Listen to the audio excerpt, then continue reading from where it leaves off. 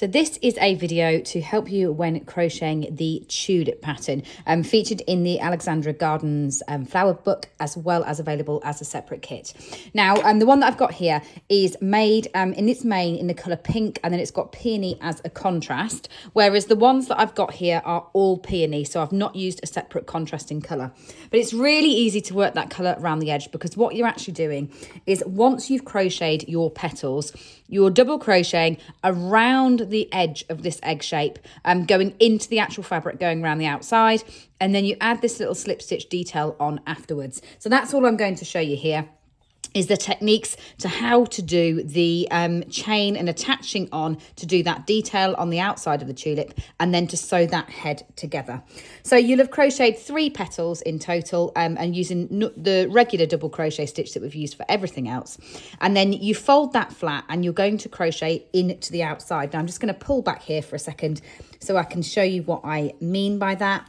So when you've got your finished fabric like that, fold that petal flat, and what you're going to do is double crochet in between the rounds like that. So holding that petal, you're going to double crochet along the outside. So you go in the fabric like that and double crochet into the edge. So you're going to do one round that's worked directly into it like that. And then on the next one, you will actually be double crocheting into those stitches that you've already put into place. So once you've gone round once, on this second round, you will actually be double crocheting directly into the stitches like that. So I'm going to go all the way around.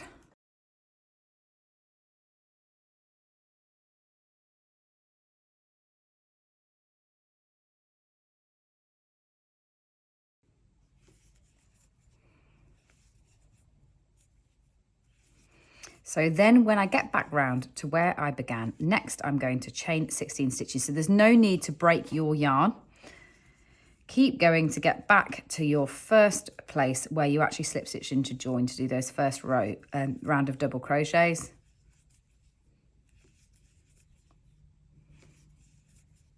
Like that. And then what we're going to do is chain 16. So 1, 2, 3, 4, 5, 6, 7, 8, 9, 10, 11, 12, 13, 14, 15, 16 stitches. And then on the front of the petal, so with the right side facing, you'll be able to see that because the V should be facing forwards towards you, that you've just done in that round around the outside of the petal. So don't twist your chain, keep your chain nice and flat like that. And all you're going to do is head up here, a few rounds down from the top of your petal in the center, and slip stitch into place. And then we're going to work back down the chain. So we're going to slip stitch to begin with, and all you're going to do is leave that slip stitch into place and work back down the chain. So doing the shortest stitches first,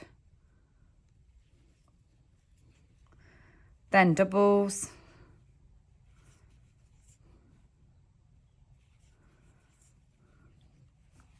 then your half trebles,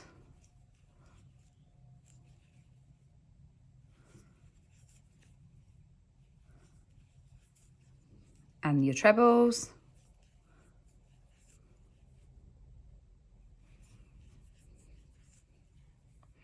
and then your double trebles.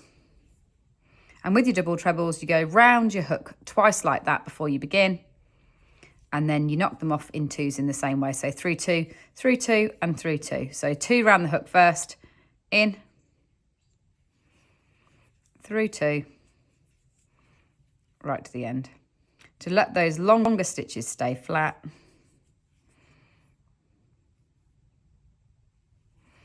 All you'll need to do to finish off is to slip stitch in across to the other side like that.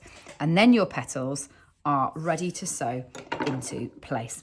So to sew them into position, what I'm going to do, I left a long end on there that you can see. You need to stuff your body and head first, and then we're going to sew one petal in the center to begin with, in line with our centralizer point on our body. So once you've got your head and you've got your limbs sewn into place, let's put these petals into position. So leave yourself a nice long end when you are making those bits. And use your centralizer point to line up the center of that petal with the first one like that.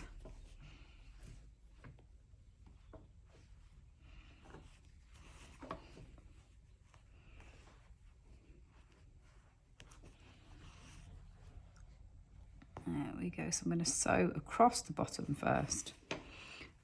And then what I'm going to do is just go in and out along the outside where I've done the double crochet rounds. Like that, up one side to there, then jump across and do the same on the other side.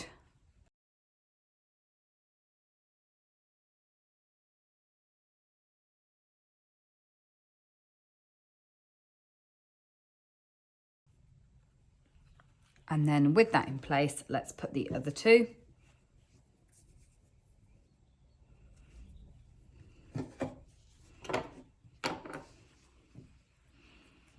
So overlap just slightly on the one that's going to go there. You can always position all three if you want to first before you decide upon their final place, but they'll just about overlap by the 2 rounds that you've done on that edge there when you put the 3 into place around the head. You obviously can choose to pin them should you wish to. And if you were going to pin them in place first, what I'd recommend is a blocking pin. And all you can do is pin them into place like that to make it a little bit easier when you're sewing them up. But it just depends on how confident you're feeling when you're putting the pieces together. So hold it into place like that.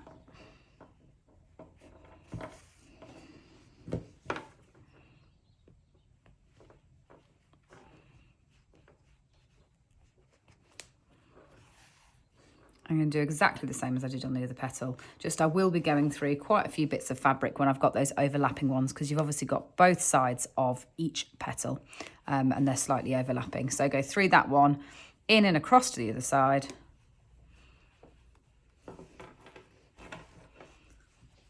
And then come back down that head.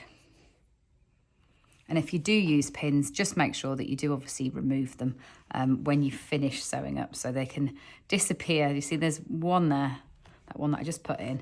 Do make sure you take the pins out at the end if you do use pins to help you with your sewing up.